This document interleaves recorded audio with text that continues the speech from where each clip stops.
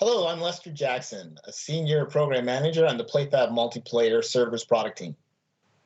Hello, I'm Dimitri Ganatsios. I'm a software engineer on the same team.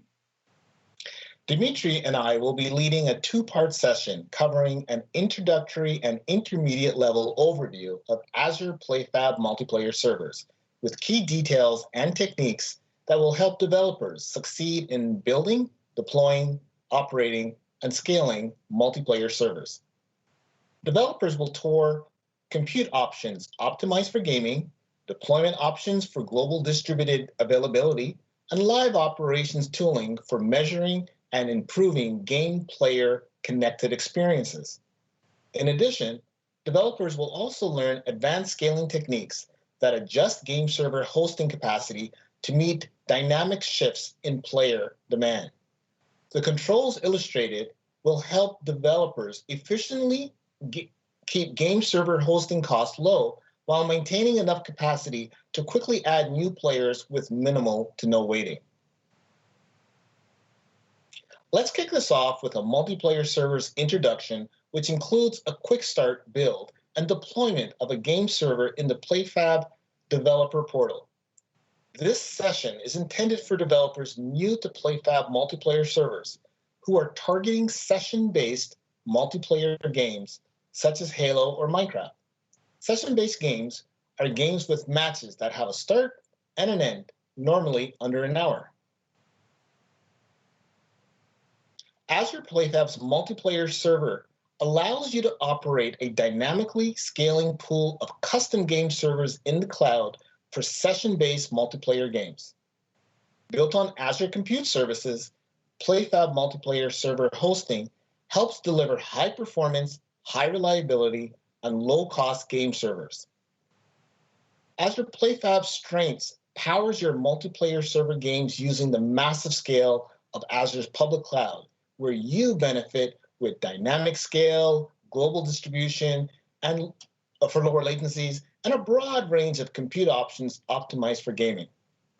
Bottom line, PlayFab handles all the heavy lifting of globally distributing and scaling your game servers out in response to player demand, so you don't have to worry about it, but focus on what you do best, game development. Dimitris is going to take you through a quick demo of building and deploying a sample game server. The demo can be completed on a Mac, Linux, or Windows platform.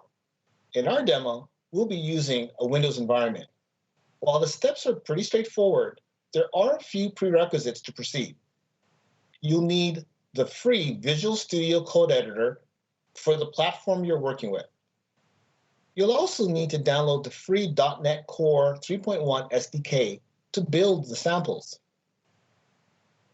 Lastly, you'll also need to sign up for a free PlayFab account and subscribe to the multiplayer server premium services using a valid credit card. You won't be charged, however, provided your usage remains under the free 750 monthly hours, which will not exceed for this demo. Before we jump into the demo, though, there are a few key concepts worth mentioning to fully grasp the PlayFab multiplayer server's operating model. Dimitris will demonstrate. Thank you, Lester. So as Lester mentioned, we're going to explain some key concepts regarding multiplayer service platform, or we're going to refer to it as MPS from now on. First and foremost is your game server executable. This is actually your game server process running on Windows or Linux virtual machine. Secondly, your game server requires some additional files, like external libraries, or for example, some game maps if your game server is built that way. We call this additional file assets. A build is basically a configuration and the package assets to need the game. So when you create a build, basically you supply your assets, which is your additional files and your game server process, and you also supply some configuration, for example, the virtual machine type your game will be running on, the number and the type of regions that your game will run. And when we say regions, we basically mean Azure data centers that we support across the globe. You also supply the ports that your game server process needs in order to work, and some additional information like, for example, custom metadata or custom certificates. The way to create a build is that you go either to a developer platform on playfab.com or you use our RESTful API. Last but not least, when you create a build, this will create virtual machines in the data center regions that you select. These virtual machines are hosted on Azure. They are either Windows or Linux virtual machines, and we support multiple servers running on a single virtual machine. The way we do that and the way we support process level isolation on that is that all our virtual machines are Docker enabled. This way, when you spin up a game server on a virtual machine, either Windows or Linux, we're going to spin a Docker container for you. Regarding a quick start, first we have to explain what GSDK is. GSDK stands for Game Server SDK, and basically is the way your game server, can integrate with our platform. Game Server SDK is implemented in various libraries that you can use for your game and various programming languages like C++, C#, or Java, and we support popular environments like Unity or Unreal. It's very easy to implement GSDK for your game server. You can basically get the libraries for your programming language of choice and then implement two methods, the method start and method ready for players. We'll explain them later. What you can do with the GSDK, basically this GSDK is used for your game server to send heartbeats to our platform. So our service knows when your game server is alive and can respond to players connecting there. Also, GSDK provides access to logging. So for example, you can log using this GSDK from your game server, and then you can get access to these logs when your game server has terminated. And you can also get access to some configuration settings or environment settings, like, for example, if you want to know which region your game server is running on. We have created a quick start for you, which basically, it's easy, as we said, it's easy to integrate GSDK into your game, but we wanted to make the quick start as easy as possible. So what we have provided is that we have provided a wrapper, which is basically an executable that it's already is integrated with GSDK. And the wrapper basically spins up a process of what we call a fake game, which is basically an HTTP server that can be easily used to do a quick walkthrough about the platform. The benefit of that is that you can swap fake game with your own game server. So using a quick start, you can use your own game server without integrating with GSDK. Let's see a demo. Our samples are hosted on the playfab/MPS samples repository on GitHub. We have various samples here, but we're gonna talk about the wrapping GSDK sample. So if you recall, we have two projects here, the fake game and the wrapper. The fake game simulates a game that you can easily replace with your own. It's actually an HTTP server, nothing fancy, just something quick to test using a web browser. And the wrapper sample is far more interesting since it already integrates with the GSDK. So let's go to the code. You can easily git clone this repository. So fake game, HTTP port 80, standard boilerplate code to start Kestrel ASP.NET Core web server and listen to HTTP traffic. And there is a single MVC controller which is accessible on /hello and basically via get and returns a hello from container name. You can also do /hello start terminate, which will terminate the application, and this is to simulate the termination of a game server. The wrapper sample, again, .NET Core project. We have downloaded the GSDK via NuGet, and we are using that. The way to use the wrapper sample is that we call the wrapper sample and we pass as parameter the name of the executable that we want to create, since this will wrap it. What this sample does is that it calls the start method on GSDK, and then it starts the game process that we are investing in via using the process.NET API with the parameters that we want. And once we start the process, we are at the game server SDK ready for players method, right? This method is blocking, which means that your game will basically, your program execution will pause at this moment. The concept here is that before calling ready for players, you should do all the game initialization, right? So for example, you have to load any maps, if you have to load any libraries, if you have to load any game logic, you should do that before ready for players. Because once ready for players returns and blocks, right, this means that players can connect to your game.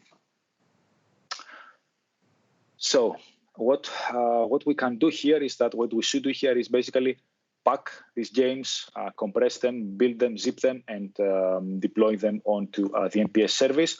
However, what we have provided here is a PowerShell script. Let me run it. So while this is running, let's take a look at what this does.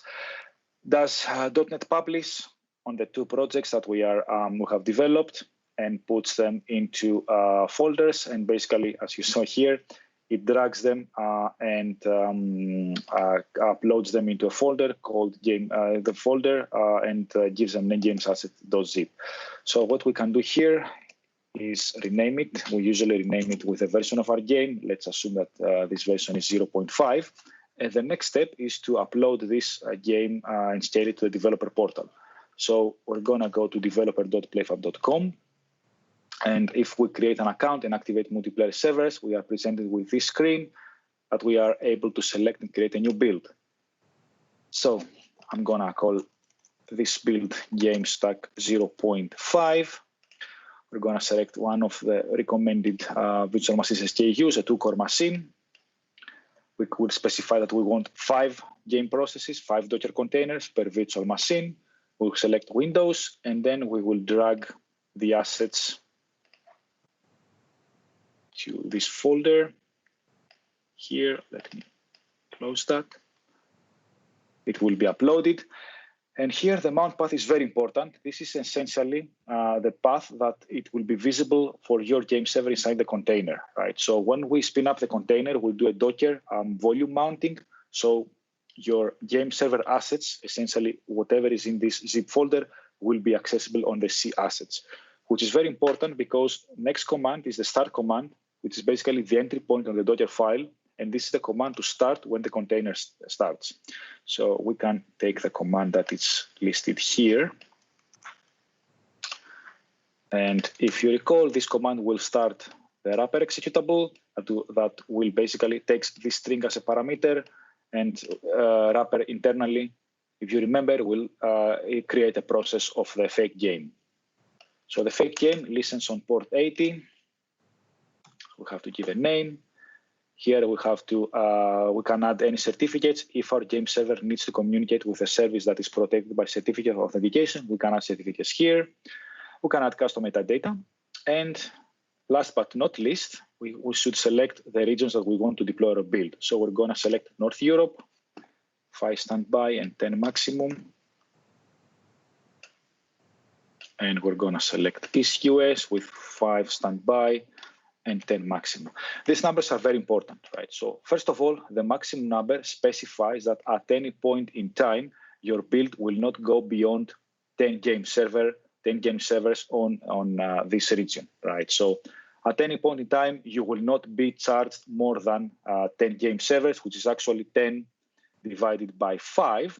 It's going to be 2 virtual machines, right? So Playfab will never charge you beyond the maximum. And of course, you will not have more VMs than a maximum. The standby means the number of standing by servers you want to have at any point in time, right? So when you create your build, and basically you will have 0 active servers, what you will have is 1 VM having 5 standing by servers. As you request more servers to become active, right, transition from standing by to active, what we will do is that in the background is that we will try to create more game servers to satisfy the demand of 5, right? So at any point in time, you will have an X number of active and 5 standing by. However, active plus standing by will never go beyond 10, right, which is the maximum. So as soon as we're happy with the properties that we have set up here, we can press save, and this will start creating our build. So our build has two build regions, right? And the status here is determined by the status of individual build region. Let me share a diagram with you. This is a diagram that shows the status of the build region, right? So start and initialize, these are two initial states, internal states, excuse me. Your build will go to deploying. And if something bad happens, like for example, your container fails to start or crash multiple times, the build will transition to unhealthy state. Hopefully, however, everything will be fine and your build region will transition to a deployed state. From all states, you can always delete that build region and this will transition to a deleting state till it's eventually deleting. When your build region is on a deploying state, what we do basically is we create a virtual machine, we copy your assets to storage accounts near in the same data center as the virtual machine for easy and fast access, and we create other necessary Azure resources. And the build, the actual status of the build is determined by the status of its individual build regions. So if one build region goes to unhealthy, the entire build will be unhealthy as well. Again, hopefully your build will go from a deploying state to a deployed state until you start deleting some regions where it will go deleting or adding regions. So it will go to deploying state or deleting region, right? Till eventually your build is deleted, when it will transition into a deleted state. So this build will take about 5 to 10 minutes to be deployed. However, we can experiment with another build that we have already created.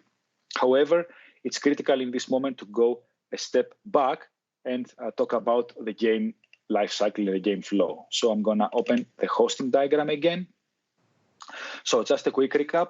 So far, we have created the game server. We have integrated with the game server SDK. This is all provided for you via the wrapping SDK sample. We have uploaded multiplayer server via playfab.com, and we have scaled it into the regions that we desire.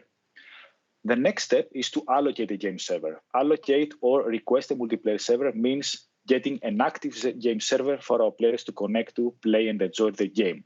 But before we do that, we should measure the latency to the data center. So, for example, you want players in Europe to connect to European data centers. Moreover, you want players in America to connect to American data centers. This is because the less latency they have to the game server, the best their experience on the multiplayer game will be. For that reason, we provide a QoS service, which basically is a UDP echo service that we have deployed into all data centers that we support throughout the world, that you can send some UDP packets, get them back, and measure the time. Whatever is smallest, this is the best region for your player to connect. And once you get that information, you can request a multiplayer server on the specific region or regions in order of preference. And eventually you will get an IP and port back, which you can pass to your players and they can connect, play, and enjoy their game. So let's use the NPS allocator sample. This is, again, on the GitHub repository. It's here. And this sample is very simple. It's just a CLI that uses the PlayFab API to connect and do some of the calls. You can request a multiplayer server, list builds, list servers, and list VMs, right? So let's go here. We're gonna run it with a .NET run command. In order to authenticate to PlayFab API, you need a title ID, which is your title ID when it's created when you create a new title on the developer portal, and a secret key. We have passed this via environment variables here, but there are other more secure ways to use them on the CLI. So what we're going to do here is first call a list build summaries. This will return us the two builds, and we have seen here that the build that we created is currently deployed in the two data centers, and the build that we have already created is already deployed. So I'm going to copy the build ID here. And once I get the build ID, I'm going to request a multiplayer server. So build ID is US. Here we can type some initial players IDs. This is if we want to validate the players that we initially connect to our server. So I'm going to type Dimitris and Lester, and no more. And we get back, where is it, an active game server on this IP and port. So two things that are important to discuss here. First of all, what happened from standing by to active? Let me bring this diagram here. So initially, our game server goes from propping to initializing state. Those are two starting states, right? And then it goes to a standing by state. As we mentioned, on the standing by, you should have loaded all your game assets.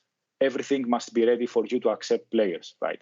Standing by can go to active when you call a request multiplayer server, but it can also go to terminating if your game server is no longer required. This is if you decide to scale down your build, decide you don't need these extra VMs and you want to save on cost, you can scale down your build and we will take back the standing by servers. We never take back actives. So when your game server is active, players go enjoy their game. And what we recommend is that when your game server, when your session ends, you should exit the game server. This will transition your server to terminating. Basically, it will take down your game server. And what we do in the terminating process is that we do some cleanup on the virtual machine, but we also gather the logs. So when you use GSDK logging, we grab everything. And when your game is terminating, we put them on Azure Storage. You can grab these logs either through the developer portal on playfab.com or using the Playfab Multiplayer Service API. So before I go to the network diagram, let me prove to you that the game server is actually working. So I'm going to grab this fully qualified domain name.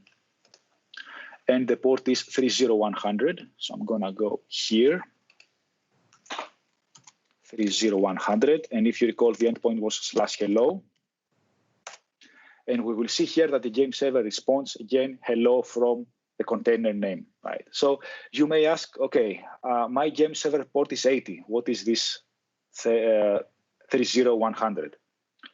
I'm gonna share with you the last diagram here, which basically explains the way, the way our networking works.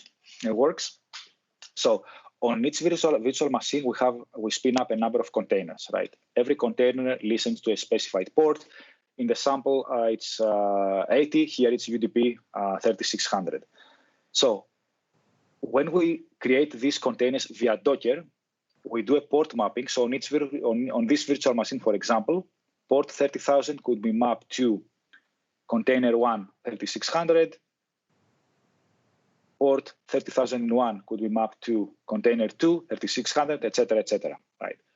So there is one level of mapping. However, these VMs are not directly accessible via the internet. So there is one level of port mapping. So for each pool of virtual machines, we create a load balancer, right? The Azure load balancer, which actually has the endpoint that you use or your players use to access the service.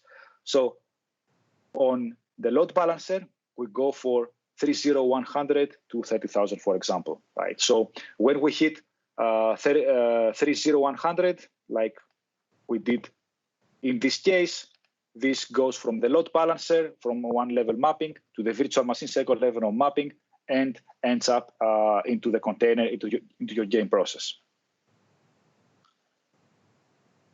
So since we allocated the game server, if we do a list multiplayer servers here for that build, we will see indeed that our build is active, and we see here the player names that we use when we connected. We will see the same information in a developer portal that we do have one active game server. Of course, we can allocate more. So let me allocate another one.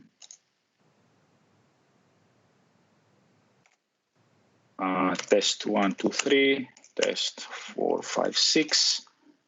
No. And I'm going to get a list multiplayer servers again. And we see here that we have another active. Okay.